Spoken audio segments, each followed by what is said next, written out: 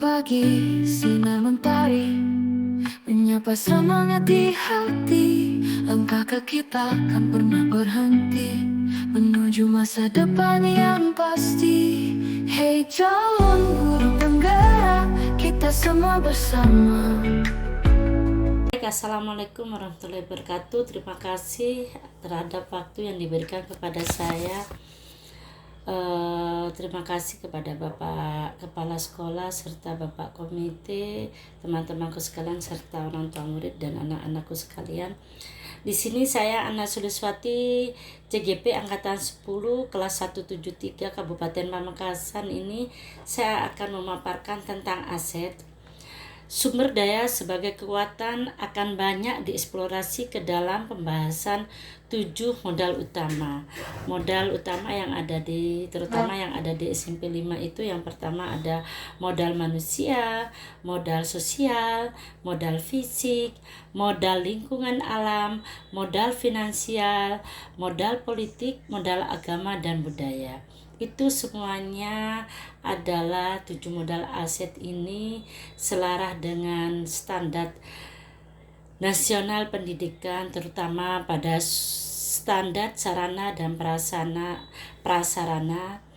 Ada modal fisik dan modal lingkungan alam, serta standar pendidikan dan standar kependidikan, modal manusia dan modal sosial. Ini ada abiotik dan biotik.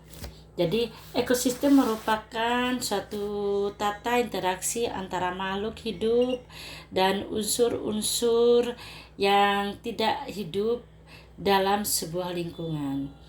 Jadi sebuah ekosistem mencirikan satu pola kehidupan yang paling menunjang pada sebuah teritorial atau lingkungan tertentu. Baik, next berikutnya.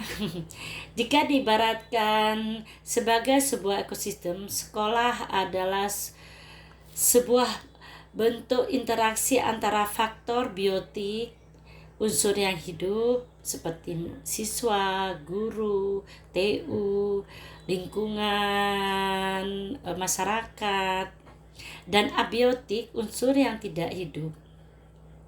Kedua unsur ini saling berinteraksi satu sama lainnya sehingga mampu menciptakan hubungan yang selaras dan harmonis. Dalam ekosistem sekolah ini, jadi terutama di SMP 5 ini banyak aset-aset yang bisa untuk dipergunakan untuk majunya sekolah ini. Faktor-faktor biotik yang ada dalam ekosistem sekolah diantaranya seperti ada murid, kepala sekolah sendiri, guru, staf tenaga kependidikan, pengawas sekolah, orang tua, masyarakat sekolah, dinas terkait, serta pemerintah daerah. Sedangkan faktor abiotik itu diantaranya adalah keuangan seperti dana BOS, tabungan siswa, itu seperti itu, sarana dan prasarana yang dimiliki SMP 5. Jadi ini banyak prasarana yang dimiliki oleh SMP 5, gedung, alam sekitarnya, serta di sini ada pendekatan berbasis kekurangan atau masalah. Jadi deficit based approach akan memusatkan perhatian kita pada yang mengganggu, apa yang kurang. Jadi pendekatan berbasis aset di sini adalah suatu konsep yang dikembangkan oleh, di sini ada Dr. Karin Kramer, seorang ahli psikologi yang menemukan kekuatan berpikir positif untuk mengembangkan diri. Pendekatan ini merupakan cara praktis menemukan hal-hal yang positif. Sedangkan ini Greenhainer pada 2010 dia menjelaskan kecenderungan cara pandang yang menggunakan pendekatan berbasis kekurangan dengan pendekatan berbasis aset seperti yang dapat dilihat pada tabel ini. Jadi Bapak Ibu bisa melihat tabel ini. Jadi berbasis aset kekurangan, ada berbasis aset kekuatan di sini. Di antaranya di sini fokus pada masalah dan isu, fokus pada aset dan kekuatan, contohnya seperti itu. Jadi Bapak Ibu, aset yang ada di SMP 5 ini marilah kita kelola semaksimal mungkin. Jadi seperti siswa kita bukan hanya yang sering juara terus. SMP 5 ini kan sering juara terus di bidang akademik dan non akademik. Bukan itu saja, tetapi bagi siswa yang memiliki kemampuan di bawah yang lain itu juga termasuk aset. Marilah kita kelola semaksimal mungkin apa yang ada di dalam SMP 5 ini. Ada gedung, ada masjid, ada lab, itu marilah kita kelola semaksimal mungkin. Jadi di sini modal budaya dapat berisikan dengan modal agama. Yang pertama yaitu sumber daya manusia yang berkualitas. Terus pendekatan lain pengelolaan aset atau modal ini dengan melihat kecakapan seseorang yang berhubungan dengan kemasyarakatan. Contohnya kecakapan memimpin sekelompok orang dan kecakapan seseorang berkomunikasi dengan berbagai kelompoknya. Berikutnya yaitu modal sosial. Modal sosial ini dimaknai sebagai norma dan aturan yang mengikat warga masyarakat yang ada di dalam dan mengatur pola perilaku warga. Itu modal masyarakat. Yang berikutnya yang ketiga yaitu modal politik. Tidak hanya ya sekarang itu apalagi mau musim pilkada ya. Jadi modal ini tidak hanya dimaknai sebagai sebuah aktivitas demokratis dalam tataran politik praktis, tapi merupakan kemampuan kelompok untuk mempengaruhi distribusi sumber daya di dalam unit sosial. Jadi itu seperti itu, ada sebagai kendaraan dalam mencapai tujuan. Politik sebagai salah satu aset sekolah dapat digunakan untuk melahirkan kebijakan-kebijakan yang berorientasi pada peningkatan kualitas pembelajaran. Jadi bukan karena sekarang musim pilkada kita itu Bapak Ibu ya. Berikutnya yaitu tentang modal agama dan budaya.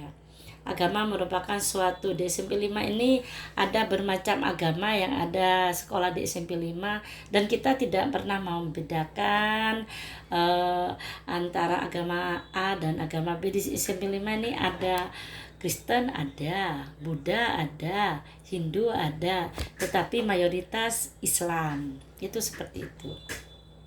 Sedangkan budaya merujuk pada hasil cipta dan karya manusia yang unik yang lahir dari serangkaian ide, gagasan, norma. Jadi kebudayaan kita itu berbanyak bisa yang dianut oleh seseorang itu. Berikutnya yaitu modal di sini bangunan. Jadi bangunan yang ada di SMP 5, apalagi SMP 5 di sini dekat dengan jalan protokol. Jadi pusat pertokoan lagi. Jadi ramai setiap harinya. Itu seperti itu. Sedangkan infrastruktur atau sarana prasarana mulai dari saluran pembuangan sistem air, jalan, jalur komunikasi, pendukung pembelajaran dan alat transportasi ini semuanya itu sudah ada di semua. Pengadaan wifi itu seperti itu. Berikutnya modal bisa berupa potensi yang diolah mempunyai nilai ekonomi yang tinggi. Jadi di sini karena SMP 5 tidak memiliki lahan yang luas, jadi bisa di sini memang lingkungan mempengaruhi ya. Jadi termasuk tumbuhan hijau, udara yang bersih itu merupakan suatu aset bagi kita. Terus Bapak maaf sebelumnya Bapak komite di sini bahwa di SMP 5 ini di depan sudah ada tanaman itu tujuannya untuk itu merupakan suatu aset juga ya, karena untuk menambah sirkulasi udara yang ada di SMP 5 seperti itu. Baik Bapak Ibu, dari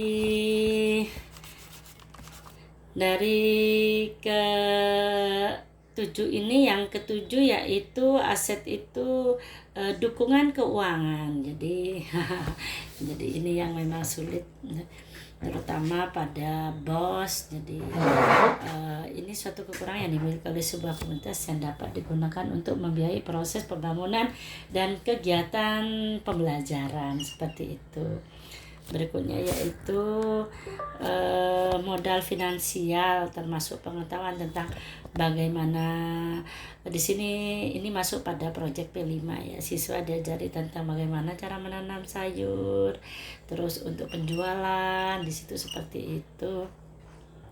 Baik Bapak Ibu, tentang aset yang ada di SMP 5 ini banyak sekali ini yang akan dikembangkan dan suatu kerjasama yang bisa dilakukan ke puskesmas, kepolisian seperti itu. Ini sangat mendukung sekali juga. Mungkin hanya ini Bapak Ibu yang bisa saya sampaikan. Kurang lebihnya saya mohon maaf. Assalamualaikum warahmatullahi wabarakatuh.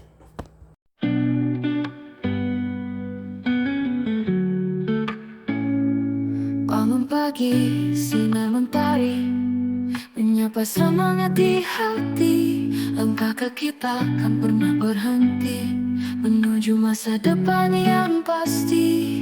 Hey calon guru penggerak, kita semua bersama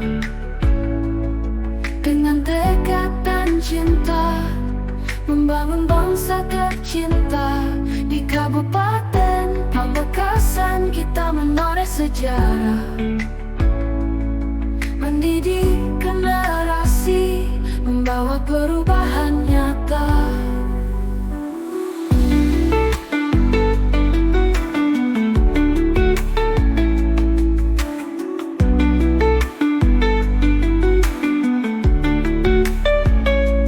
Dengan ilmu dan dedikasi, mengajar penuh inspirasi, menanamkan nilai dan mimpi bagi anak-anak negeri ini. Hey calon guru penggerak, kita semua bersama dengan tekad dan cinta membangun bangsa tercinta. Di Kabupaten Pamekasan kita menoreh sejarah, mendidik generasi, membawa perubahan nyata. Takkan goyah oleh rintangan, terus maju tanpa kenal lelah. Dengan hati penuh harapan, mencapai cita-cita mulia. Hey calon guru penggerak, kita semua bersama